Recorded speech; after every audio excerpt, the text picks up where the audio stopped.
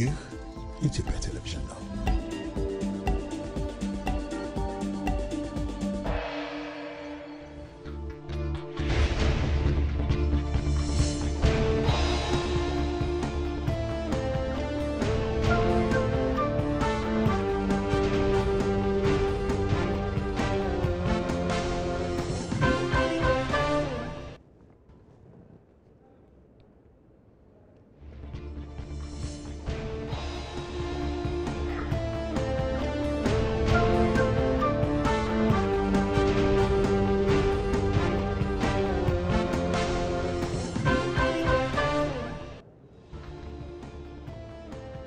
ጠቅላይ ሚኒስትር አብይ አህመድ መላው የትግራይ ህዝብ ለትግራይ ጊዜያዊ አስተዳደር ፕሬዝዳንት ጥቆማ እንዲሰጡ ጥሪ ያቀረቡ።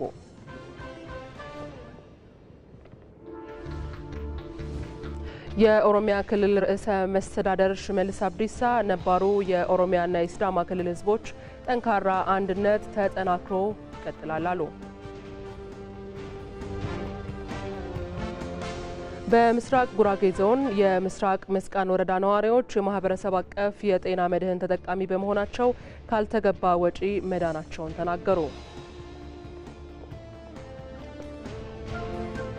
ከውጭ ሩሲያና ዩክሬን በጥቁር ባህር የተኩስ አቁም ለማድረግ ተስማሙ።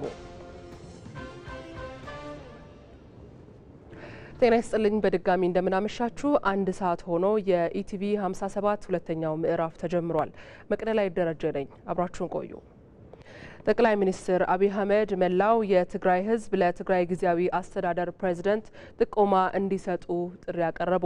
በደንብ ቁጥር 533 ህዝባር 2015 አንቀጽ 3 ንዑስ አንቀጽ 2 መሰረት የትግራይ ጊዜያዊ አስተዳደር ፕሬዝዳንትን መሾም የጠቅላይ ሚኒስትሩ ኃላፊነት እንደሆነ ተገልጿል። ጥቆማውንም በኢሜይል info@pmo.gov.et መስጠት እንደሚችሉም ተገልጿል። በፌዴራል ህገ መንግስት አንቀጽ 62 ህዝባር 9 እና አዋጅ ቁጥር 359 ህዝባር 1995 የፌዴራል መንግስት በክልሎች ጣልቃ መግባት በፕሪቶሪያ ስምምነትና በሚኒስትሮች ምክር ቤት ደንብ ቁጥር 533 ህዝባር 2015 መሰረት የትግራይ ጊዜያዊ አስተዳደር ለ2 ዓመታት ሲሰራ ቆይቷል። በአዋጅ 359 ህዝባር 1995 አንቀጽ 15 ንዑስ አንቀጽ 3 መሰረት ጊዜያዊ አስተዳደር የሚቆየው ለ2 ዓመታት ብቻ ነው። ነገር ግን ትክክለኛ ምክንያት ካለ ጊዜያዊ አስተዳደሩ የቆይታ ጊዜ ሊራዘም ይችላል። ከላይ በተጠቀሱት ህጎችና በፕሪቶሪያ ስምምነት የተቋቋመው የትግራይ ጊዜያዊ አስተዳደር ስራውን በ2 ዓመት ውስጥ አጠናቆ ኃላፊነቱን ለህዝብ ለተመረጠው መንግስት ማስረከብ ነበረበት። ይሁን እንጂ ጊዜያዊ አስተዳደሩ ቁልፍ ተግባራቶቹን በወቅቱ ማከናወን አልቻለም። አንዱ ቁልፍ ተግባር ለምርጫ ምቹ ሁኔታዎችን መፍጠር ነው። ይህ ተግባር ካልተጠናቀቁ ተግባራት ውስጥ አንዱ ሲሆን የህግ ማሻሻያ በማድረግ የጊዜያዊ መንግስት የስልጣን ጊዜን ለ1 ዓመት ማራዘም አስፈላጊ ሆኖ ተገኝቷል። የፌዴራል መንግስት በመሬት ላይ ያለውን ነባራዊ ሁኔታ ከግምት ውስጥ በማስገባት የጊዜያዊ መንግስቱን የስልጣን ዘመን በማራዘም ላይ ሲሆን ከዚህ ጋር ተያይዞ አዲስ ጊዜያዊ አስተዳደር ፕሬዝዳንት መሾም አስፈላጊ ሆኖ ተገኝቷል። ህዝቡ በተሟላ መንገድ በምርጫ መሪዎቹን እስኪመርጥ ድረስ የጊዜያዊ አስተዳደር ፕሬዝዳንት ተሳትፎ እንዲኖረው አስፈላጊ በመሆኑ የጊዜያዊ አስተዳደር ተግባራት በብቃት የሚወጡና የክልሉን ሰላምና ጸጥታ ማረጋገጥ ይችላሉ ተብለው እምነት የተጣለባቸው እጩዎችን ከዛሬ መጋቢት 17 2017 ዓ.ም ጀምሮ በጠቅላይ ሚኒስትር ጽህፈት ቤት ኢሜይል info@pmo.gov.et መላክ እንደሚቻል ተገልጿል።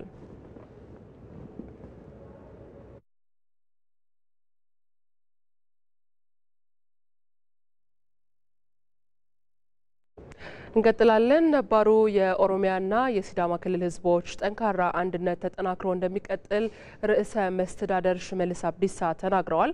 የኦሮሚያ ክልል መንግስት በሲዳማ ክልል ያስገነባው የለኩ ኢፈቦሩ ሁለተኛ ደረጃ ትምህርት ቤትን ርዕሰ መስተዳደር ሽመልስ አብዲሳ በተገኙበት አስመርቋል። ሚካኤል ገዙ የኦሮሚያ ክልል መንግስት በክልሎች መካከል ያለውን ትብብር እንደዚሁም የህዝቦች ትስስርን ለማጠናከር ከተለያዩ ክልሎች ጋር በትምህርት መሰረተ ልማት ተደራሽነት ላይ እየሰራ ይገኛል። በሲዳማ ክልል ለኩ ከተማ አስተዳደር በ170 ሚሊዮን ብር ወጪ የተገነባው የለኩ ኢፋቦር ሁለተኛ ደረጃ ትምህርት ቤት ርዕሰ መስተዳደር ሽመልስ አብዲሳ በተገኙበት ተመርቋል። በክልሎች መካከል የሚደረግ መደጋገፍ የህዝቦች ግንኙነትን የሚያጠናክር እንደሚሆን ርዕሰ መስተዳድር ሽመልስ አብዲሳ በዚህ ወቅት ተናግረዋል። የሲዳማ ህዝብና የኦሮሞ ህዝብ አንድ ህዝብ ነው። ጎሳ የሚጋራ፣ ቋንቋ የሚጋራ፣ ባህል የሚጋራ፣ ችግሩ የጋራ ችግር፣ ደስታው የጋራ ደስታ የሆነ አንድ ህዝብ ነው። ይህንን አንድነት ወደ ላቀ ደረጃ ለማሸጋገር የሁለቱ ክልል አመራሮች በትጋት እየሰሩ ነው ያሉት።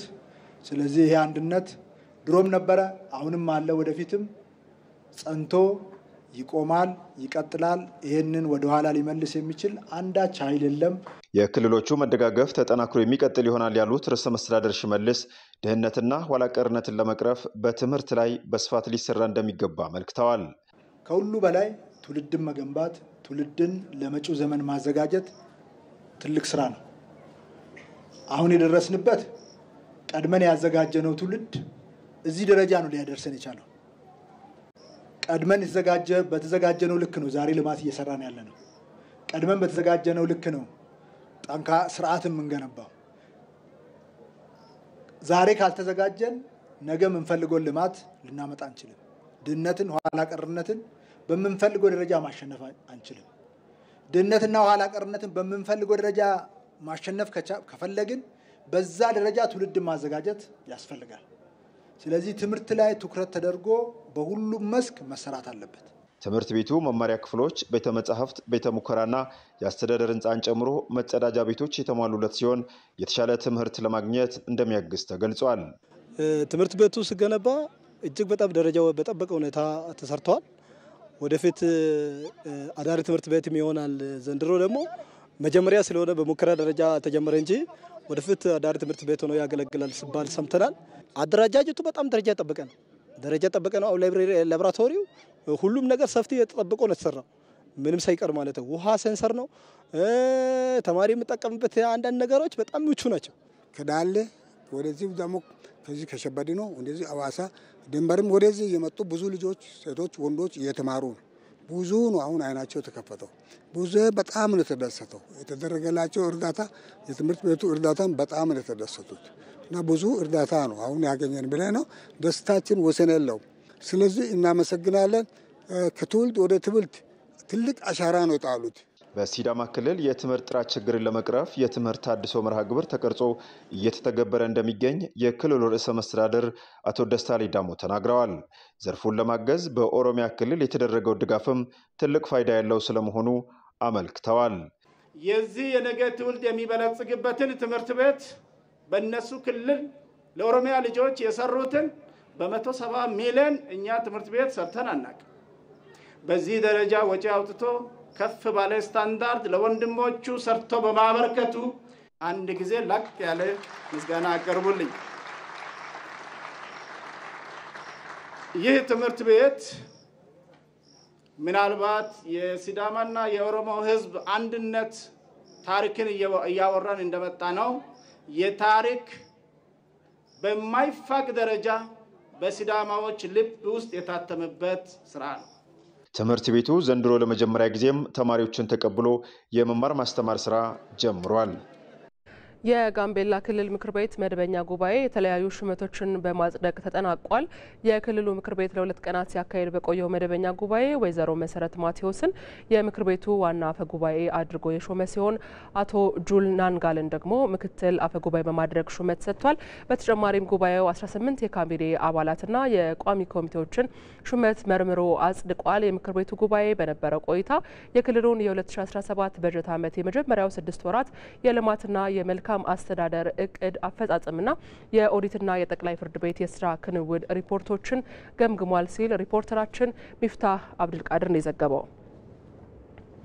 የኢንፎርሜሽን መረብ ደህንነት አስተዳደርና የኢትዮጵያ አርቲፊሻል ኢንተለጀንስ በጋራ የሚያዘጋጁት የ2025 ዓለም አቀፍ የቴክኖሎጂ ኤክስፖ ሊካሄድ ነው። ኤክስፖ ከግንቦት 8 እስከ 10 በአዲስ ዓለም አቀፍ ኮንቬንሽን ይካሄዳል። ዓለም አቀፍ ኤክስፖ የሳይበር ደህንነት ላይ ትኩረቱን እንደሚያደርግ የኢንፎርሜሽን መረብ ደህንነት አስተዳደር ዋና ዳይሬክተር ትዕግስት ሐሚድ ገልጸዋል። በአምስት የትኩረት መስኮች ላይ ትኩረቱን አድርጎ የሚዘጋጅ ኤክስፖ ነው። አንደኛው የሳይበር ደህንነት ነው። በሁለተኛነት የአርቲፊሻል ኢንተለጀንስን ማዕከል ያደረገ እንዲሁም የፋይናንስ ሴክተሩን በተለይ በፊንቴክ ዙሪያ ላይ ያጠነጠነና ሁላችንም እንደምናውቀው የስማርት ሲቲ አሁን ላይ አስፈላጊ ሆኖ በመገኘቱ ሌላኛው የትኩረት መስክ ደግሞ የስማርት ሲቲን አድርገናል ማለት ነው። በመጨረሻም እነዚህ ሁሉ ተግባራዊ የሚሆኑት የተማረ ቴክኖሎጂን መረዳት የሚችል ማህበረሰብ ሲኖር ስለሆነ በአምስተኛ የትኩረት መስክ ደግሞ የቴክኖሎጂ ኤዱኬሽን ብለን የቴክኖሎጂ ትምህርትን መሰረት አድርገን ይዘናል ማለት ነው። በዋናነት ሳይበር ሴኩሪቲ ላይ ያጠነጠነ እንደሚሆንም ይታሰባል ማለት ነው። በዚህ ኤክስፖ ሌሎች የጠቀስናቸው የሳይድ ኢቨንቶችም ጎን ለጎን የሚከናወኑ በተለይ ኮንፈረንሶች፣ የተለያዩ ኤግዚቢሽኖች፣ ውድድሮች በተለይ ሃካቶን ኤአይ እና ሮቦቲክስ ላይ ፎከስ ያደረጉ ውድድሮችም የሚኖሩ ይሆናል ማለት ነው። እንደ ሪፖርተራችን ሩት ወርቁ ዘገባ ከተለያዩ የዓለም ሀገራት የሚመጡ መሪዎች፣ ሚኒስትሮችና ሌሎችም እንግዶች በኤክስፖ ይሳተፋሉ ተብሏል። ኤክስፖ ኢትዮጵያ በቴክኖሎጂ የደረሰችበትን ለዓለም ለማሳየትና አፍሪካ ከዓለም አርቲፊሻል ኢንተለጀንስ ፖሊሲዎች ልምድ የምትወስድበት መሆኑን የአርቲፊሻል ኢንተለጀንስ ኢንስቲትዩት ዋና ዳይሬክተር ዶክተር ወርቁ ጋቸና ተናግረዋል። አርቲፊሻል ኢንተለጀንስ በዓለም ላይ ቻሌንጁም አለ፣ ኦፖርቹኒቲም አለ። ከዚህ ምንድነው አፍሪካ መውሰድና መማር ያለበት የሚለው ነገር በጣም በርካታ ፓናል ዲስከሽኖች የሚካሄዱበት ወደ 3 ፓናል ዲስከሽን ነው የሚካሄደው በ17 ማለት ነው ሜይ 17። እነዚህ ፓናል ዲስከሽኖች በተለይ የፖሊሲ ሜከርስ የሚገኙበትና ከአጠቃላይ ኦልሞስት ከአሜሪካ፣ ከቻይና፣ ከሚድል ኢስት፣ ከእንግሊዝ፣ ከዩሮፕ፣ ከፈረንሳይ የሚመጡበትና ከዩናይትድ ኔሽን ወደ 7 ሀገራትና ተቋማት የሚሳተፉበት አንድ ፓናል ዲስከሽን አለ። ሌላው ደግሞ በፖሊሲ ደረጃ ደግሞ ሚኒስትሮች የሚገኙበትና በርካታ የፖሊሲ ስራዎችና የተሰሩትን ፖሊሲዎች ሪቫይዝ የሚደረግበት ለአፍሪካም ደግሞ ምን አይነት ፖሊሲ ነው ከዚህ ቴክኖሎጂ መማር አለበት የሚል በተለይ ፋይናሊ ደግሞ ለአፍሪካ የሚሆነውን ነገር አናውንስ የሚያደርግበትና የአፍሪካ ሀገራት አንድ ኮመን አጀንዳ እንዲኖራቸው በአርቲፊሻል ኢንተለጀንስ የሚተላለፍበት ነው። ስመኝ ኢሳያስና ጓደኞቿ በባለብዙ ጠቀሜታ ያለው ለአነስተኛና መካከለኛ እርሻ የሚውል አነስተኛ ትራክተር ሰልተዋል። ትራክተሩ 7 የተለያዩ ስራዎችን መከወን ይችላል። ያርሳል፣ ያጭዳል፣ ይወቃል፣ እንደ ውሃ መሳቢያም ያገለግላል። ከእርሻ መልስ ደግሞ ለማጓጓዣነትም ይውላል። ስመኝ ኢሳያስ ጋር የተደረገውን ቆይታ አብረን እንከታተል።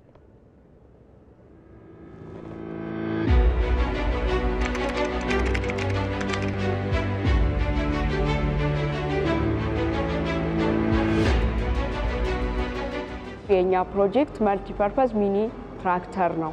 ይህ መልቲፐርፐዝ ሚኒ ትራክተር የሚያገለግለው አግሪካልቸራል ለሆኑ ስራዎች ለግብርናው ዘርፍ ትልቅ አስተዋጽኦ ያለው ማሽን ነው። ገበሬው ባህላዊ በሆነ ዘዴ ነው እየተጠቀመ ያለው። እኛ ደግሞ ይህንን ወደ ሜካናይዜሽን ሲስተም ለመቀየር ነው እየሰራን ያለ ነው። 7 ፐርፐዝ መፈጸም የሚችል መልቲፐርፐዝ ሚኒ ትራክተር ነው የሰራ ነው። ያርሳል፣ ያጭዳል፣ እንደዚሁ ይወቃል።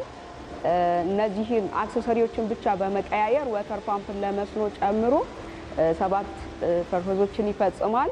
እንደዚሁ ደግሞ ከእርሻ ሲመለሱ ለማመላለሻ ተጎታች ያለው ጋሪ በእንደዚህ አይነት ሁኔታ መስራት የሚችል የግብርና መሳሪያ ነው። ዋጋው አነስተኛ ነው። ከውጭ ከሚገባው ጋር ሲታይ እኛ በዝቅተኛ ዋጋ ነው እያቀረብን ያለ ነው። ከውጭ ሲመጣ ግን 1,900,000 ድረስ ማረሻው ብቻ ነው የሚፈጀው። እኛ ግን 7 አክሰሰሪዎችን ጨምረን በ1 ሚሊዮን ብር ለህዝባችን ለማቅረብ ነው እያሰብን ያለ ነው። ሀገራችንን ኢኮኖሚካሊ ለማገዝ እንደዚሁም ደግሞ የገበሬውን ልፋት ለመቀነስ ነው ይሄንን እየሰራን ያለ ነው። በጣም ለገበያም አፎርደብል ነው። ሁሉም ሰው ገዝቶ መጠቀም የሚችልበት ገበሬው የሚችልበት ዋጋ ነው ያቀረብ ነው። ይሄ መልቲፐርፐዝ ሚኒ ትራክተር በአነስተኛ የገቢ ደረጃ ላይ ለሆኑ ገበሬዎች እንደዚሁም ደግሞ ጠባብ መሬት ያላቸውም ጭምር ገዝተው መጠቀም በሚችሉበት ደረጃ ነው ያለው። ስለዚህ ለሀገራችን ይጠቅማል፣ አልፎም አፍሪካንም እናግዛለን በዚህ ብለን ነው የምናስበው።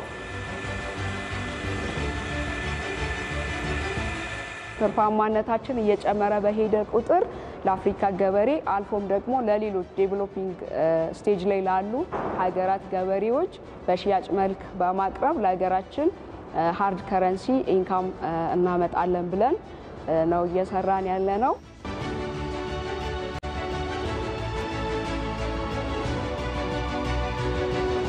እኛ ፋይናንስ የሚያደርገን አካል ቢገኝ ብዙ በማምረት የሀገራችንን ገበያ እንሸፍናለን። በዚህ በሰመር ካምፕ እንድንካተት እንድንሰራ እድሉን ለሰጡን አካላት ምስጋናችንን ማቅረብ እንፈልጋለን። አመሰግናለሁ።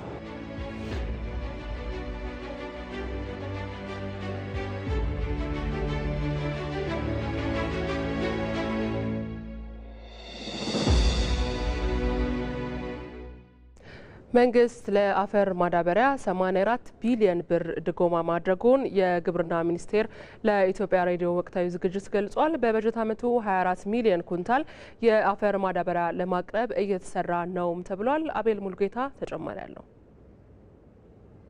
በዘንድሮ የምርት ዘመን በልግና ምህርን ጨምሮ ለመግዛት ከታቀደው 24 ሚሊዮን ኩንታል የአፈር ማዳበሪያ አብዛኛው መገዛቱን የግብርና ሚኒስቴር አስታውቋል። ከተገዛውም 9.6 ሚሊዮን ኩንታል የሚሆነው የአፈር ማዳበሪያ በጅቡቲ ወደብ ላይ ደርሷልም ተብሏል። ወደብ ላይ ከደረሰው ደግሞ 8.3 ሚሊዮን ኩንታል የሚሆነው ወደ ሀገር ውስጥ መጓጓዙንም ሚኒስቴሩ አሳውቋል። ባለፈው ዓመት ተጓጉዞ አገልግሎት ላይ ያልዋለ 3.1 ሚሊዮን ኩንታል ጋር ተደምሮ አሁን ላይ 11 ሚሊዮን ኩንታል በላይ የአፈር ማዳበሪያ እስካሁንም ቀርቧልም ተብሏል። የኢትዮጵያ ብሔራዊ ሬዲዮ ከማዳበሪያ አቅርቦት ጋር በተያያዘ በሰራው ዝግጅት ላይ የዜጎች የተለያዩ ጥያቄዎችንም አቅርበዋል። ደላሎች አሰብስበው ነው የሚወሩ። በዛ አካባቢ የሚገርም ነገር በዩኒዮን አካባቢ ስታልፍ አሰብስበው ነው የሚቀርብ። ማዳበሪያ ፈልገው ነው ምናምን ይለዋል። ከየት እየመጣ ነው ይሄ? ከየት እየመጣ ነው? መንግስት የሚያስገባው በብቸኝነት መንግስት ነው አይደለም ለሀገራችን አርሶ አደር የሚያቀርበው። ታዲያ እንደዛ ከሆነ በግል ሌላ አስመጪ እንደ ጨውና ስኳር የሚቸበችበው አለ ማለት ነው፣ በግል በሚያመጣ ማለት ነው። ስለዚህ ገበሬው ማዳበሪያ ሳያገኝ እየተጉላላ በደላላ ይሁ እያለቀሰ መሬቱ ባዶ የሚያድርበት ጊዜም አለ፣ እያየን ነው። በአካባቢያችን ዝናብ ተጣለ 15 ቀን አልፎታል። ማዳበሪያ ግን መጥቷል፣ እስካሁን አልተሸጠልንም። ስንጠይቅ ገና አልተተመነም፣ ዛሬ አይደለም ነገ ነው ተነገ ወዲያ ነው እያሉ ጉና አርሲ ዞን ጉና ወረዳ በዚህ ምክንያት ማዳበሪያ እስካሁን አላገኘንም እና የው መዝሪያ ወቅቱ እያለፈብን ነው።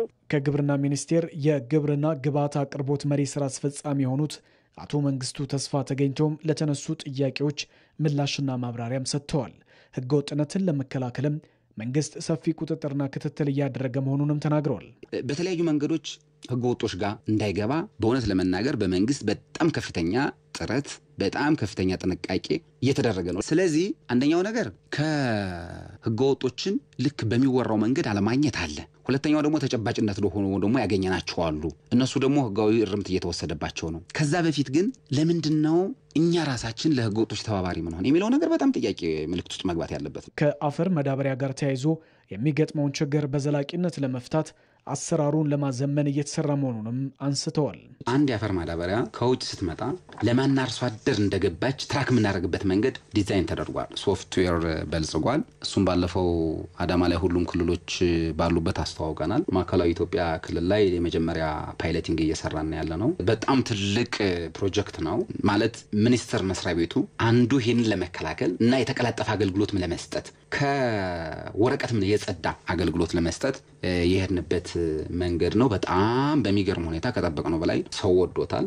ከማዳበሪያ ዋጋ ጭማሪ ጋር በተያያዘ በአርሶ አደሩ ህይወት ላይ ጫና እንዳይፈጠር ለማድረግ መንግስት ያደረገው ምን አለ ተብሎ ለተነሳላቸው ጥያቄ መሪ ስራ አስፈጻሚው የሚከተለውን ምላሽ ሰጥተዋል። 84 ቢሊዮን ብር በመንግስት ደረጃ ድጎማ፣ ያ ማለት በአንድ ኩንታል 3700 ብር ድጎማ ተደርጓል። አሁን ተወደደ በሚል የሚቀርበውን ሐሳብ አሁን ከሚገዙት ላይ 3700 ብር ይጨምሩበት ማለት ነው። ይሄ ተከፍሏል፣ ግን 3700 መንግስት ሸፍኗል ማለት ነው። ያን ቀንሰን ነው ያወረድነው። ይሄ መጀመሪያ መያዝ አለበት ማለት የመጀመሪያ የተወሰደው ነገር ይሄ ነው። ያለውን የዋጋ ጫና ለመቋቋም የአርሶ አደሩን ምርትና ምርታማነት ማሳደግ ላይ ማተኮር ይገባልም ተብሏል። ምርትንና ምርታማነትን በመጨመር እንዴትና በምን መንገድ ጨምራለሁ የሚለውን በአካባቢው በየቀበሌው በጣም በርካታ የተማሩ የግብርና ባለሙያዎች ስላሉ ግብርና በጣም ሰፊ የተማረና በጣም ብዙ የሰው ኃይል ያለው ተቋም ነው። በመነጋገር በመመካከር በመጨመር የዋጋውን ነገር መሻገር እንደሚችል በዚሁ አጋጣሚ ለማስቀመጥ ፈልግ። በዚህ በጀት ዓመት እስካሁን ድረስ 1.2 ሚሊዮን ኩንታል የአፈር ማዳበሪያ ብቻ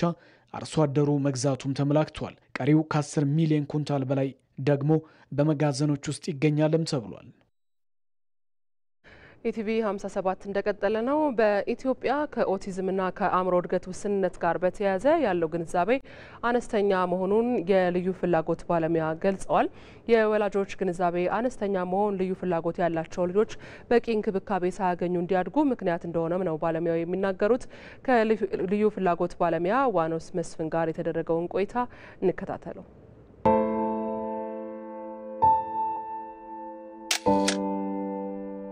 ልዩ ፍላጎት ያላቸው ልጆች በተለያዩ ዘርፎች የተለያየ እይታ ነው ያለው። በዋናነት ግን አእምሯዊ፣ አካላዊ እና የስሜትና የስሜት ዋስ ብለን መግለጽ እንችላለን። ኦቲዝም ስፔክትረም ዲስኦርደር የሚባል ከኦቲዝም ጋር የሚኖሩ ልጆች አሉ። ADHD የሚባለው አሉ። ዳውን ሲንድሮም የሚባለው አሉ። ኦቲዝም ስፔክትረም ዲስኦርደር የምንለው ራሱን የቻለ የአእምሮ እድገት ሁኔታ ወይም ደግሞ የአእምሮ እድገት እክል ነው። ነገር ግን ከዳውን ሲንድሮም እና ከሌሎቹ የሚለይበት የራሱን የቻለ ምልክቶች፣ ባህሪያት አሉ። ለምሳሌ በተለምዶ ከኦቲዝም ጋር የሚኖሩ ልጆች የአይን ለአይን ግንኙነት የላቸውም። ከማህበረሰቡ ጋር ተቀላቅለው መኖር፣ መጫወት፣ አብሮ መስተጋብር ላይ ይከላለባቸው በርካታ አይነት ከኦቲዝም ጋር የተገናኘ እክል አለ። በዋናነት ከኦቲዝም ጋር የምናነሳው የንግግር የቋንቋና የተግባቦት እክል ነው። በተቃራኒው ደግሞ ዳውን ሲንድሮም የምንለው ማህበረሰቡ በቀላሉ ፊታቸውን፣ መልካቸውን፣ አጠቃላይ ሰውነታቸውን አይቶ መገመት እና መለየት የሚቻልበት ነው። የሚሰጠው አገልግሎት ባለባቸው ልዩ ኒድ ወይ ደግሞ ፍላጎት መሰረት አድርገን ነው። ለምሳሌ የባህሪ ማረቅ ቴራፒ እንሰጣለን። የንግግርና የቋንቋ ክህሎታቸው እንዲዳብር የንግግር ወይም ስፒች ኤንድ ላንጉዌጅ ቴራፒ እንሰጣለን። ሌላው ደግሞ በዕለት ተዕለት ህይወታቸው እንደማንኛውም ሰው ክህሎታቸው እንዲያሻሽሉ ኦኩፔሽናል ቴራፒ እንሰጣለን። ማዕከላት፣ ትምህርት ቤቶች፣ የጤና ተቋማት እና ሌሎች አገልግሎት የሚሰጡ ተቋማት በሀገራችን ከተማሪዎቹ ከልጆቹ አንጻር እጅግ በጣም በቂ ማለት አንችልም። ምክንያቱም በጣም ብዙ ወላጆች ወረፋ ይጠብቃሉ፣ ይንገላታሉ ትምህርት ቤቶችን ለማግኘት። በዚህ ምክንያት የልጆቹ ወርቃማ እድሜ ልዩ እንክብካቤ የሚያገኙበት እድሜ በማለፉ ምክንያት ወላጆች ልጆቹም ጭምር ትልቅ ቀውስ ውስጥ ነው የገቡት ማለት ነው። ግንዛቤ የሚጀምረው ከወላጆች ነው። ወላጆች ልዩ ፍላጎት ያለው ልጅ ሲወልዱ የሚያሳልፏቸው 5 ምዕራፎች አሉ፣ ጊዜዎች አሉ። ለምሳሌ ከኦቲዝም ጋር የሚኖር ልጅ እንደወለዱ የመጀመሪያ የሚያጋጥማቸው መደናገጥ ነው። ከዛ በኋላ ደግሞ መናደድ፣ መበሳጨት፣ ራሳቸውን መውቀስ፣ በዚህ ምክንያት ራሳቸው ላይ በደል መፍጠር። ከዛ በኋላ ሲቀጥል ደግሞ ለልጃቸው ሕክምና እንዲሁም ደግሞ መፍትሄ ፍለጋ በተለያየ ቦታ ሲሄዱ እንመለከታለን። ሌላኛው ግን ከዛ በኋላ የሚገጥማቸው ምንድነው? ተረጋግተው ትክክለኛ መፍትሄ መፈለግ ላይ ይሰማራሉ። የልጃቸውን ችግር ተቀብለው አዎ እኔ ከኦቲዝም ጋር የሚኖር ልጅ አለኝ ብለው ተቀብለው አክሰፕት አድርገው ልጃቸውን ለማስተማር ይፈጃሉ ማለት ነው። በዚህ ምክንያት ግን ወላጆች ጉዳዩን ሲክዱ፣ ሳይቀበሉ ሲቀሩ፣ ግንዛቤያቸው ሲጎድል የልጆቹ እድሜ ይፈጃል ወይ ደግሞ ተገቢ ቴራፒ ሳያገኙ ያልፋል ማለት ነው። ከግንዛቤ ጋር በተገናኘ በማህበረሰባችን ልዩ ፍላጎት ያላቸው ልጆች የፈጣሪ ቁጣ ነው፣ ከኃጢአት የመጣ ነው፣ ወላጆች ባደረጉት መጥፎ ልምድና ልማድ ነው እንደዚህ አይነት ልጆች የወለዱ ተብሎ ይታሰባል። ይህ ደግሞ በሳይንሱም በእውነታውም ተቀባይነት የሌለው ትክክለኛ ያልሆነ ስሁት ሀሳብ ነው ማለት ነው። እንግዲህ ልዩ ፍላጎት ላላቸው ልጆች በርካታ አካላት የራሳቸው የሆነ ሚና አላቸው። በተለይም ወላጆች ከመቀበል እስከ ልጆቹን እስከ ማገዝ ደረጃ ድረስ እንክብካቤ ማድረግ አለባቸው። በተጨማሪም ደግሞ ማህበረሰቡ ልዩ ፍላጎት ያላቸው ልጆች እንዲማሩ፣ እንዲበቁ፣ እንዲሰለጥኑ ትምህርት ቤቶች እንዲከፈቱ፣ ማዕከላት እንዲከፈቱ ድምጽ መሆን አለባቸው። ከምንም በላይ ደግሞ ግንዛቤያቸውን አስተካክለው ልጆቹን እንዲቀጠሩ የማድረግ እንዲማሩ የማድረግ ኃላፊነት አለባቸው። ከመንግስት ደግሞ የሚጠበቀው የቴራፒ መስጫ ማዕከላትን፣ ትምህርት ቤቶችን፣ ግብአቶችን፣ ፖሊሲዎችን እነዚህን ሁሉ ማስፋፋት ይጠበቅበታል ማለት ነው። ባለሙያዎችም ደግሞ ልጆቹን ለማገዝ ልዩ ፍቅር ሊኖራቸው ይገባል። ራሳቸውን በሙያው በማሳደግ በማብቃት ልጆቹን ለሀገር ጠቃሚ እንዲሆኑ ማድረግ ይኖርብናል። በምስራቅ ጉራጌ ዞን የምስራቅ መስቃን ወረዳ ነዋሪዎች ማህበረሰብ አቀፍ የጤና መድህን ተጠቃሚ በመሆናቸው ካልተገባ ወጪ መዳናቸውን ለኢቲቪ ተናግረዋል። ሆኖም በአገልግሎት አሰጣጡ የመድኃኒት አቅርቦት ውስንነት መኖሩን ነዋሪዎቹ አንስተዋል። የዞኑ ጤና መምሪያ በበኩሉ የመድኃኒት አቅርቦት ችግርን ለመፍታት እየሰራ መሆኑን ተናግሯል። ፍሬዎት ረታ አቶ መሰላየልና ወይዘሮ ሲቲና ሽፋ በምስራቅ ጉራጌ ዞን በምስራቅ መስቃን ወረዳ ኢሌ ጤና ጣቢያ ሲገለገሉ ነው ያገኘናቸው። ግለሰቦቹ የማህበረሰብ አቀፍ የጤና መድህን ተጠቃሚ በመሆናቸው ካልተገባ ወጪ መዳናቸውንና የቤተሰቦቻቸውን ጤና መንከባከብ መቻላቸውን ይገልጻሉ። በጣም ጠቃሚነት አለው ጤና መድህን። እኔ ወደ 20 ሺህ ምናምን ብር ታክማለሁ። ሆስፒታልም እዚህም ጭምር ማለት ነው። ተው ይሻለናል። መንግስት እኮ የሚያመጣው ህዝቡን ሊበድል ሳይሆን ከፍ ለማድረግ ለማኖር በቃ ትኩሳት ትንሽ ሲነካቸው በርሬ ነው የሚመጣው። ችግር የለብኝም፣ የገንዘብ ችግር የለብኝም። በዚህ በፊት አንድ ልጅ ሞቶኛል። ተነገ ወዲያ ስል ድንገት ወረርሽኝ ወባ አንድ ልጅ ሞቶኛል። ይሄ ቢኖረኝ አትሞትም ነበር። ታሳዝነኛለች። አሁን ይሄ ለውጡ ሲመጣ በጣም ታሳዝነኛለች። ግለሰቦቹ ታዲያ በማህበረሰብ አቀፍ ጤና መድህን አገልግሎቱ ቢስተካከል የሚሉትንም ሐሳብ ያነሳሉ። መድኃኒት እጥረት አለ። መድኃኒት ይሰጥ። አሁን መታሻ የለም። እዚህ አሁን አለ መታሻ የለም። እኔ ሰባራ ነው ግሬ አይደለ በየቼክአፕ ተደረጋለሁ። ከዚህ ተጽፎልኝ ብታጀራ መንግስት ፊቱ ወደኛ ቢመልስ ደህና ነው ለማለት ፈልጌ። ከጤና ጣቢያ አንፃር ባቁማሻት ባለመዳት እናገኛለን።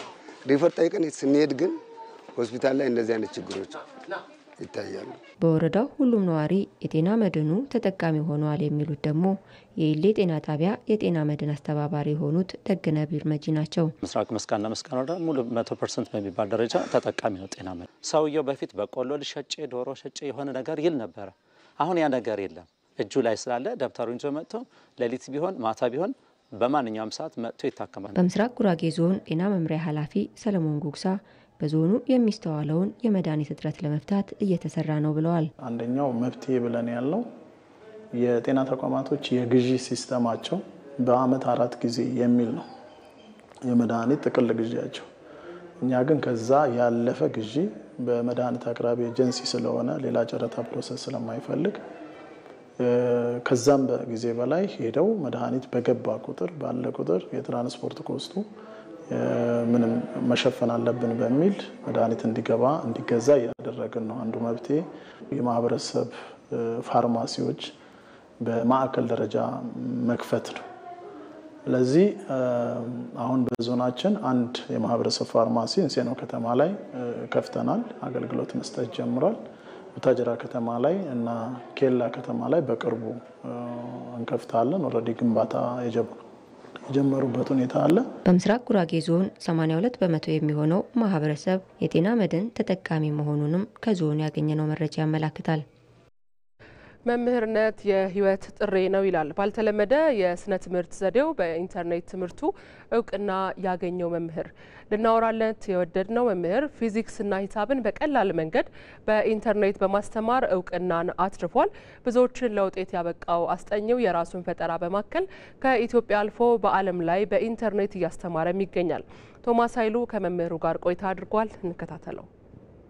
ቦዲ ትራቭል ያደረገው ጠቅላላ ርቀት ወይም ደግሞ እውነተኛው ርቀት ቢኮን ዲስታንስ ለፊዚክስ ለማትስ በጣም ሩቅ ነው ብለው ከሚያስቡ ሰዎች መካከል አንዱ ነበር እና በጣም ደስ ይላል ለፈልግ እርሱ ከ1 እስከ 8ኛ ክፍል ዝቅተኛ ውጤት የነበረው ተማሪ ነው። ነገር ግን 8ኛ ክፍል ላይ ኮርጆ ከፍተኛ ውጤት ያመጣል።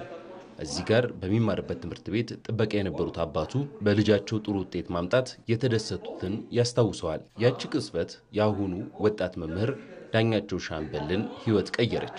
8ኛ ክፍል ሚኒስትሪ ፈተና ስንፈተን እንግዲህ 96 አመጣው። ከራሴ አልነበረም፣ የራሴን ውጤት አልነበረም። አባቴ የመማርበት ትምህርት ቤት ውስጥ በዘበኝነት ነው የሚሰራው። ከርቀት አየኝና እየሮጠ መጥቶ አቀፈኝና አሽከረከረኝ፣ ሳመኝ፣ አለቀሰ። የዛኝ ሰዓት ላይ ልቤ ተነካ። ከዛኝ ሰዓት ጀምሮ አንድ ነገር ገባኝ። ለካ የአባቴ ደስታ ያለው እሱ ለኔ በሚደክምበት አቅጣጫ ላይ ፍሬ ሳመጣለት ማልኩኝ። ክረምቱን የማቴማቲክስ ትምህርትን ከጠዋት እስከ ማታ ድረስ ላይብረሪ ጠዋት ሄዳለሁ፣ ማታ ነው መልሰው ቀኑን ሙሉ እያጠናው ከዚራ የሚባል ላይብረሪ አለ፣ እዛ እያጠናው መለስ ጀመረ። እዚህ ጋር ህይወቱ ይቀየራል። ከ9ኛ ክፍል ጀምሮ ጥሩ ውጤት እያመጣ እስከ አዲስ አበባ ዩኒቨርሲቲ ዘለቀም። ነገር ግን የህይወቱ ምስቅልቅል በሱስ ምክንያት ይጀምራል። ከዚያም ከዩኒቨርሲቲ ተባረረ። ጉዞ ወደ ቻይና። ጀግናውና ታታሪው አባቴ ደግሞ በእኔ በፍጹም ተስፋ ማይቆርጥ አባት ነበርና ከዚህም ከዛም ገንዘቦችን በመበደር ያለውንም ዕቃ ደግሞ በማስያዝ ከሀገር ውጭ ወጥቼ እንደማር ወደ ቻይና ሀገር ላከ ማለት ነው። እዛም በነበርኩበት ሰዓት ላይ ኡዝቤኪስታን፣ ራሽያ፣ ባንግላዴሽ የተለያየ ሀገር ዜጋዎች አሉና እነሱን ተማሪዎች ልክ ኤግዛም በሚደርስበት ሰዓት ላይ እነሱንም እየወጣሁ አስተናለሁ፣ አስተምራቸው ነበር። ፋይናሊ ልክ ፈርስት ይር እንደጨረስን እዛም በነበረብኝ ሱስ ምክንያት ደግሞ ኦልሞስት ለ10 ቀን ያክል እንደሆነም እዛው ቻይና ሀገር ውስጥም ታስሬ ተቀጥቼ ወደ ኢትዮጵያ ተመለስኩ ማለት ነው። እዚህ ጋር አባቱ ወደ ማስተማር እንዲገባ ይመክሩታል። በነፃ ልጆቹን ከማስተማር እስከ ትምህርት ቤት ገብቶ ማስተማር የሚዘልቅ የህይወት ጎዳና ይጠብቀዋል። ሰፈር ውስጥ የነበሩ 3 ልጆችን ወደ ቤት በማምጣት 3 ጣሳዎችን በማዘጋጀት ጣሳ ላይ ቁጭ ብለው የቻይነኛ ቋንቋን አስተምራቸው ጀመረ።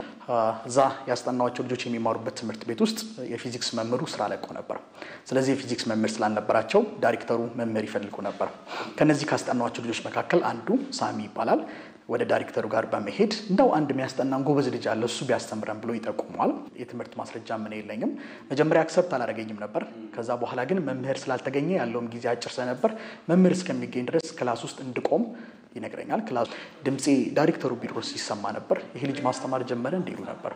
የትምህርት ቤቱ ምክትል ዳይሬክተር ሌላ መምህር ስለተገኘ ለተማሪዎቹ እንዴት ነው ይሄኛው መምህር ጥሩ ነው ወይ ሌላ መምህር አግኝተናል ብለው ለማስረዳት በክላስ ውስጥ በሚገቡበት ሰዓት ላይ ተማሪው በጠቅላላ ደስታውን በጭብጨባ ገለጸ። በዛው እዛ ትምህርት ቤት ውስጥ በቋሚነት መስራት ጀመርኩ ማለት። የሚያስጠናቸው ተማሪዎች ቁጥር ጨመረ።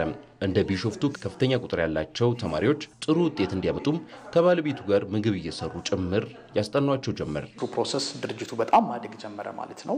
ኦልሞስት በአንድ ጊዜ ከ600 እስከ 650 የሚጠጉ ተማሪዎችንም ደግሞ ወደ ማስተማር ሲስተም ውስጥ መግባት ጀመር። 9 10 11 የምናስተምራቸው በየትምህርት ቤቱ ውጤታማ ናቸው። በአለፈው ዓመት ደግሞ በ2016 ማለት ነው ከነበሩን ከ12ኛ ክፍል ተማሪዎች ውስጥ ወንዶቹን አንዱ ክላስ ሴቶቹን ደግሞ አንዱ ክላስ እንዲተኙ በማድረግ 4 ወር ያክል በዛ መሰረት አሳለፍን። ባለቤቴ ቁርስ ትሰራላቸዋለች፣ ምሳ ትቋጥርላቸዋለች፣ ራት ደግሞ ሲመጡ ድጋሚ ሰርታ ትጠብቃቸዋለች። በዛ መሰረት 45ቱን ተማሪዎች ለ4 ወር ያክል አቆየን። መምህርነት ተሰጥቶና ህይወት ነው የሚለው ዳኛቸው አሁን ላይ አዲስ አበባ ለመላው ዓለም ተማሪዎችን በኢንተርኔት እያስጠና ቀጥሏል። በአሁኑ ሰዓት ላይ በመላው ዓለም የሚገኙ የኢትዮጵያ ተማሪዎችን ሰርቭ እናደርጋለን። ከኢትዮጵያ ውጪ በአሜሪካ፣ በእስራኤል፣ በኬንያ፣ በእንግሊዝና በጀርመን እንዲሁም በካናዳ የሚገኙ ተማሪዎችን ሰርቭ እናደርጋለን በኦንላይን ሲስተም። እንዲሁም ደግሞ እዚህ ኢትዮጵያ ውስጥ የሚገኙ 12ኛ ክፍል ተማሪዎችን ደግሞ በኦንላይን ሰርቭ እያደረግን ለመላው የኢትዮጵያ ተማሪ ለመድረስ በቃን ማለት ነው። ተማሪው ሊገባ በሚችለው መልኩ አቅለታች አውርደ ቤት ውስጥ ፊዚክስ እንዳለ ልታስነካውና ልታሳየው ይገባል ብዬ አምናለሁ። ምናልባት ተመረቀ ወረቀቱን ይዘው ልሰራበት ትችላለህ፣ ግን መምህርነት ጥሪ ነው ብዬ ነው የማምነው። ቢኮዝ መምህርነት ማለት የሁሉም ሙያዎች ወላጅ እናት ነው። መምህር ዳኛቸው ለተሰጡበት ሙያ ዋጋ መክፈል ውጤታማ ያደርጋል ሲልም ሀሳቡን ይገልጻል።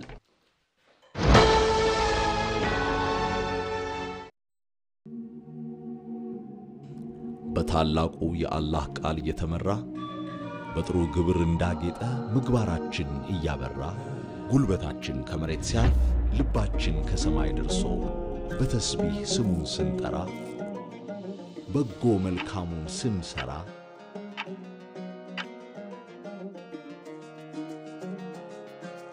ወንድም እህት በመዘየር ሲሞላ ልባችን በጾም ወቅት ያብባል ጥሩ ምግባራችን።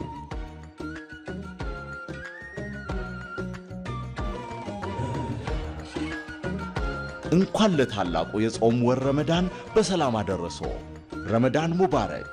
ኩብ ባንክ አልሁዳ እውነተኛ አጋሮ። በማያቋርጥ ውጣ ውረድ ማለቅ የሌለው በሚመስል መሰናክል በበርካታ ፈተና ውስጥ አልፈ በያዝከው የሙያ መስክ ከሚገባ ከፍታ ላይ ደርሰሃል። ቀጣይ የህይወት መንገድህም እየሰመረ ይሆን ዘንድ አስተማማኝ የኢንቨስትመንት አማራጭ ያስፈልጋል። የብዙዎችን ህልምና እምነት እየገነባ ከትውልድ ወደ ትውልድ በስኬት የዘለቀው አያት ሪል ስቴት ሁልጊዜም የሚመኩበት አጋር ነው። እጅግ ምቹና ለመኖሪያ ተመራጭ በሆኑት በሲኤምሲ መሪና አያት አካባቢዎች በጥራት በመገንባት ላይ ያሉ ዘመናዊ አፓርትመንቶችን በ15% ቅድመ ክፍያ በኢትዮጵያ ብር ተዋውለው ያልጠበቁት የዋጋ ጭማሪ ሳያሰጋዎት ቤቶን የግሎ የሚያደርጉበት የማይታለፍ እድል አመቻችቷል። ለበለጠ መረጃ በአጭር የስልክ መስመር 7760 ወይንም በ0977 60 60 60 ይደውሉ። አሊያም የሽያጭ ቢሮዎቻችንን ይጎብኙ። አያት ዞሮ መግቢያዬ። ልጨምርልሽ? አይ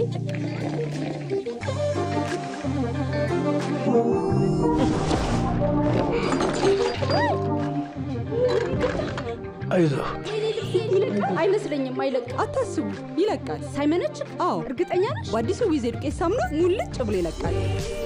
ቆሻሻን ነጥሎ በሚያስወግደው ስቴም ብላስተር ምንም ነገር ሳይታው ያጸዳል። በአንድ ጥበት እጥፍ ቆሻሻ የማስወገድ ጉልበት። ከ35 ዓመታት በላይ የካበተ ልምድ። አላልኳችሁ? በዊዝ ይለቃል። ዊዝ ዱቄት ሳሙና ቆሻሻ ይለቃል ሲያየው ገና።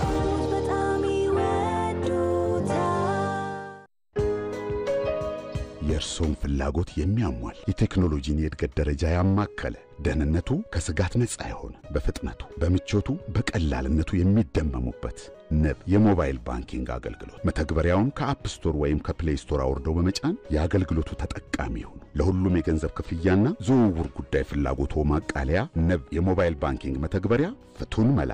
ንብ ኢንተርናሽናል ባንክ ይሰራዋል ከልብ እንደ የኢትዮጵያ ሎተሪ አገልግሎት ገበያ ላይ ያዋለው የሚሊዮን ሎተሪ የዕጣው መውጫ ቀን መጋቢት 15 ቀን 2017 ዓ.ም የነበረ ቢሆንም የዕጣው መውጫ ቀን ወደ ግንቦት 30 ቀን 2017 ዓ.ም የተራዘመ መሆኑን ያሳውቃል። በዚህ አጋጣሚ የሚሊዮን ሎተሪን በመግዛት እድሎን ይሞክሩ።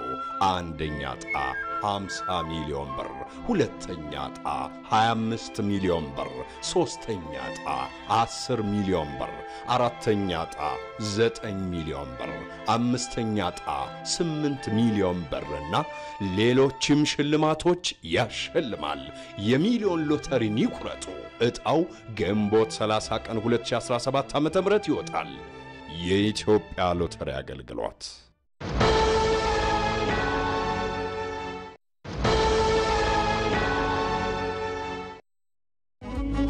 አሁን መልፋት አልፎበታል።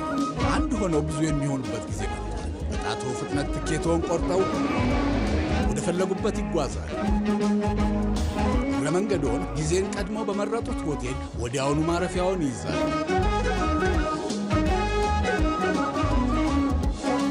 ምን ይሄ ብቻ! እድሜ ለአቢሲኒያ ኢኮሜርስ የፈለጉትን ዕቃ ሲመርጡ ዕቃውን የሚያደርሱት በሮ ላይ ያሉ ይመስል ወዲያው ክፍያ ሲፈጽሙ በቅጽበት ይደርሶታል። ጊዜ ገንዘብ በሆነበት በዚህ ዘመን እርስዎ መገኘት ሳይጠበቅቦ ጣቶ ይፍጠን እንጂ የወዳጆን ደስታ ባሉበት ይጋራል።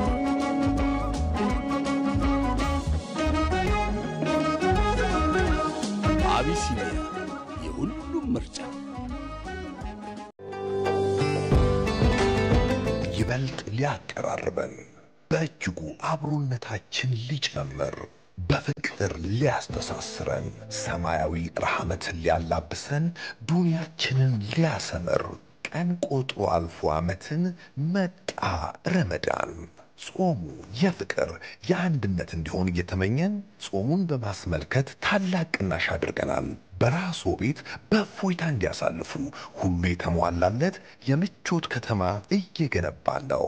ኦቪድ ነጃሺ ቪሌጅ የተንጣለለ መስጊድ፣ ድንቅ መዝናኛ ስፍራዎች፣ የንግድ ማዕከላት፣ የስፖርት ማዘውተሪያ፣ ትምህርት ቤቶች፣ ጤና ተቋማት ሁሉን ያሟላ ሁሉ በእጆ ሁሉ በደጆ እንዲሆን ዛሬውኑ በሁሉም የሽያጭ ቢሮዎቻችን በመገኘት የታላቅ ቅናሽ ተጠቃሚ ሆኑ። ኦቪድ ነጃሺ ቪሌጅ በአዲስ አበባ ገላንጉራ ከተማ። ረመዳን ከሪም።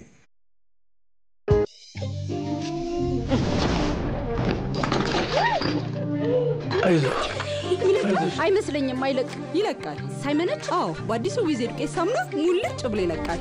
ቆሻሻን ነጥሎ በሚያስወግደው ስቴም ብላስተር ምንም ነገር ሳይታው ያጸዳል። በአንድ ጥበት እጥፍ ቆሻሻ የማስወገድ ጉልበት።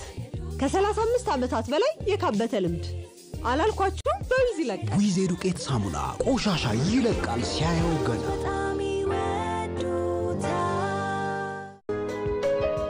የእርሶን ፍላጎት የሚያሟል የቴክኖሎጂን የእድገት ደረጃ ያማከለ ደህንነቱ ከስጋት ነፃ የሆነ በፍጥነቱ በምቾቱ በቀላልነቱ የሚደመሙበት ንብ የሞባይል ባንኪንግ አገልግሎት መተግበሪያውን ከአፕ ስቶር ወይም ከፕሌይ ስቶር አውርደው በመጫን የአገልግሎቱ ተጠቃሚ ይሁኑ። ለሁሉም የገንዘብ ክፍያና ዝውውር ጉዳይ ፍላጎቶ ማቃለያ ንብ የሞባይል ባንኪንግ መተግበሪያ ፍቱን መላ። ንብ ኢንተርናሽናል ባንክ ይሰሩዋል ከልብ እንደ በማያቋርጥ ውጣ ውረድ ማለቅ የሌለው በሚመስል መሰናክል በበርካታ ፈተና ውስጥ አልፈ በያዝከው የሙያ መስክ ከሚገባ ከፍታ ላይ ደርሰሃል። ቀጣይ የህይወት መንገድህም እየሰመረ ይሆን ዘንድ አስተማማኝ የኢንቨስትመንት አማራጭ ያስፈልጋል። የብዙዎችን ህልምና እምነት እየገነባ ከትውልድ ወደ ትውልድ በስኬት የዘለቀው አያት ሪል ስቴት ሁልጊዜም የሚመኩበት አጋር ነው። እጅግ ምቹና ለመኖሪያ ተመራጭ በሆኑት በሲኤምሲ መሪና አያት አካባቢዎች በጥራት በመገንባት ላይ ያሉ ዘመናዊ አፓርትመንቶችን በ15% ቅድመ ክፍያ በኢትዮጵያ ብር ተዋውለው ያልጠበቁት የዋጋ ጭማሪ ሳያሰጋዎት ቤቶን የግሎ የሚያደርጉበት የማይታለፍ እድል አመቻችቷል። ለበለጠ መረጃ በአጭር የስልክ መስመር 7760 ወይንም በ0977 60 60 60 ይደውሉ። አሊያም የሽያጭ ቢሮዎቻችንን ይጎብኙ። አያት ዞሮ መግቢያዬ።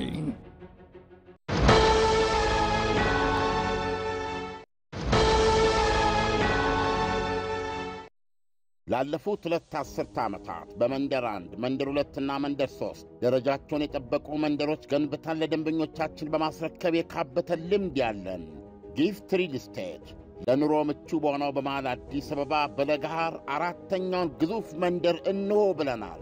በለገሃር በግንባታ ላይ የሚገኙ ቅንጡ አፓርትመንቶችንና የንግድ ሱቆችን ለአጭር ጊዜ በሚቆይ ልዩ ቅናሽ በመሸጥ ላይ እንገኛለን። ዓለም አቀፍ ደረጃቸውን የጠበቁ ባለ 1 ባለ 2 ባለ 3 መኝታ ክፍሎች ከበቂ የመኪና ማቆሚያ ጋር በልዩ ዲዛይን ለሽያጭ አቅርበናል። ይምጡ፣ ገዝተው በሚያተርፉበት የዕድሜ ልክ ኢንቨስትመንት ተጠቃሚ ይሁኑ። ጊፍት ሪል ስቴት ማህበረሰብን እንገነባለን። መርሐብ መርሐብ ያ ሂላል። ህብረታችንን የሚያደምቀው ታላቅ እንግዳ ሲመጣ እምነታችንን የሚያድሱ ድምጾች አላሁ አክበር አላሁ አክበር አይተን የማንጠግባቸው ምስሎች የአንድነታችን ካስማ የሆኑ ረመዳን ሲደርስ እንደ አዲስ ይደምቃሉ። በረመዳን ተውበን በአንድነታችን ጸንተን በጋራ እየተሳሰብን ስንዘልቅ ስኬታችን ለሁሉም ይተርፋል። መርሐብ መርሐብ ያ ሂላል መርሐብ መርሐብ እንዲህ ባለው የህይወት መንገዳችን ላይ አብሮን በመቆም ስራችንን ያቀላጠፈ በዘመናዊ አሰራር ህይወታችንን ያቃለለ ቀልጣፋ አገልግሎቱን ከታማኝነት ጋር በማስተሳሰር የኛን ደስታ ለሌላው በማሻገር ከጊዜው ፈጥኖ ተራማጅ ሆነው አዋሽ ባንክ ክላስ በስኬት የመጀመሪያም ዛሬም ላይ ከጎኔ ነው። አዋሽ ባንክ ክላስ ከወለድ ነፃ ባንክ አገልግሎት ሐቆም በሐቂቃ ረመዳን ሙባረክ።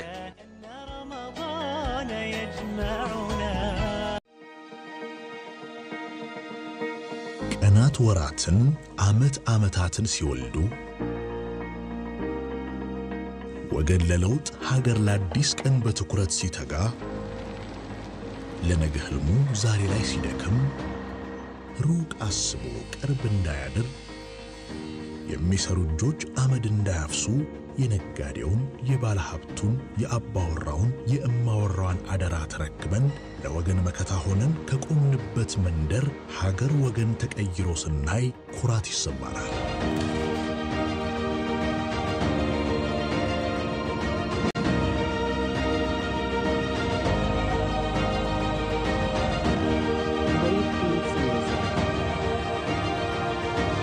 ዓመታት ሲያልፉ ሀገር በሥራ እኛ በዋስትና አስተማማኝ አጋሮ የኢትዮጵያ መድን ድርጅት ኢቲቪ 57 ላይ ናችሁ። ወደ ውጭ ዜና አልፈናል። ሩሲያና ዩክሬን በጥቁር ባህር የተኩስ አቁም ለማድረግ ተስማምተዋል። ሩሲያ የባህር የተኩስ አቁም ተግባራዊ እንዲሆን በምግብና በማዳበሪያ ንግድ ላይ የተጣሉብኝ ማዕቀቦች መነሳት አለባቸው የሚል ቅድመ ሁኔታን አስቀምጣለች። በላይ በቀለ አጠቃላይ ተኩስ አቁም ይደርሱ ይሆን የሚለው የበርካታ ወገኖች ተስፋም ከተስፋ ሳይዘል ሁለት ጊዜ በሳውዲ የተካሄደው ንግግር ተበትኗል። ከዚያ ይልቅ በጥቁር ባህር ላይ የንግድ መርከቦችን ላለመተናኮስ ተደርሶ የነበረውን ውል በማስቀጠል ላይ አተኩረዋል።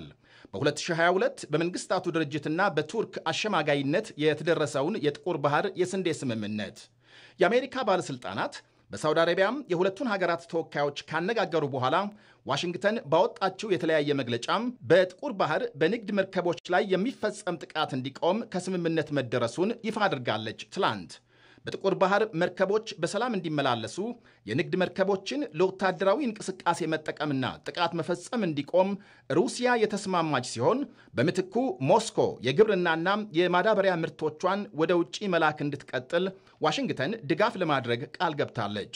ከዩክሬንም ጋር ተመሳሳይ ስምምነት መፈጸሙን የዋይት ሃውስ ባለሥልጣናት ይፋ አድርገዋል።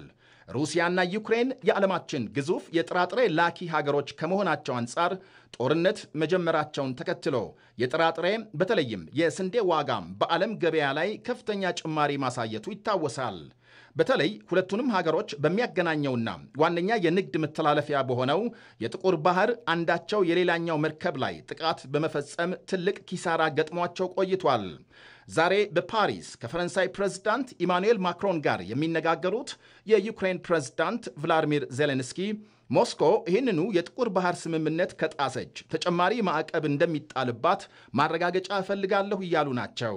ሩሲያም ውሉን ከጣሰች ለፕሬዝዳንት ዶናልድ ትራምፕ ቀጥተኛ ጥያቄ አቀርባለሁ፣ ማዕቀብ እንደሚጣልባት ወይም ደግሞ እንዲጣልባት፣ ለእኛ ደግሞ ጦር መሳሪያ እንዲሰጠን ብለዋል። የዜሌንስኪ ፑቲንን የመጠራጠራቸው ከፍታም የአውሮፓ መሪዎችን እንቅልፍ እስከ መንሳት ደርሶ የፈቃደኞች ጥምረት ስር እንዲሰባሰቡ አድርጓል። በብሪታንያ ጠቅላይ ሚኒስትር ኪር ስታርመር የተመሠረተው ጥምረት በሩሲያና ዩክሬን መካከል የሰላም ስምምነት ከተደረሰ በኋላ ሰራዊት ወደ ኪየቭ የመላክ ዕቅድ የሰነቀ ነው። በዚህ ጉዳይ ላይ የአውሮፓ መሪዎች በተደጋጋሚ ተገናኝተው የመከሩ ሲሆን የዛሬው የዜሌንስኪና የማክሮን ንግግርም የዚሁ የፈቃደኞች ጥምረት እንቅስቃሴ አካል መሆኑ ይነገራል። በተለይም የአሜሪካና የዩክሬንን የ30 ቀናት ጊዜያዊ ተኩስ አቁም ስምምነት ሩሲያ ውድቅ ማድረጓ ለአውሮፓ መሪዎች ተደጋጋሚ ንግግር እንደ ግብዓት የተቆጠረ ሆኗል። ፕሬዝዳንት ቭላዲሚር ፑቲን ከአጠቃላይ የሰላም ስምምነት በፊት ዩክሬን የሰሜን አትላንቲክ ጦር ቃል ኪዳን ድርጅት በምዕጻረ ቃሉ የኔቶ አባልነት ዕቅዷን እንድትሰርዝ መፈለጋቸውም የዳግም ወረራ ወይም ጦርነት ህልም እንዳላቸው ያመላክታል ይላሉ ለሮይተርስ አስተያየት የሰጡ ታዛቢዎች። ሩሲያም በጥቁር ባህር ስምምነት የተካተቱና ከጥቃት ነፃ የሚሆኑ ተቋማትን ይፋ አድርጋለች። የነዳጅ ማጣሪያዎች፣ የነዳጅና የጋዝ ማስተላለፊያ ቧንቧዎች፣ የኤሌክትሪክ ማመንጫና ማስተላለፊያ መሠረተ ልማቶች፣ የኒውክሌር ኃይል ማመንጫዎች ይገኙበታል። ስምምነቱ ካለፈው ሳምንት ጀምሮ ለ30 ቀናት ተግባራዊ ሆኖ ሲቆይ በጋራ መግባባት ቀነ ገደቡን ማስቀጠል እንደሚቻል ተመልክቷል። ያም ሆኖ ሩሲያም የጥቁር ባህር ውል ተግባራዊ ከመሆኑ በፊት ከዓለም አቀፍ ባንኮች፣ ከምግብ አምራቾችና ላኪዎች የተጣሉ ማዕቀቦች እንዲነሱላት ጠይቃለች። ያም ሆኖ ሩሲያም የጥቁር ባህር ውል ተግባራዊ ከመሆኑ በፊት ከዓለም አቀፍ ባንኮች፣ ከምግብ አምራቾችና ላኪዎች የተጣሉ ማዕቀቦች እንዲነሱላት ጠይቃለች። ተመልካቾች የረመዳን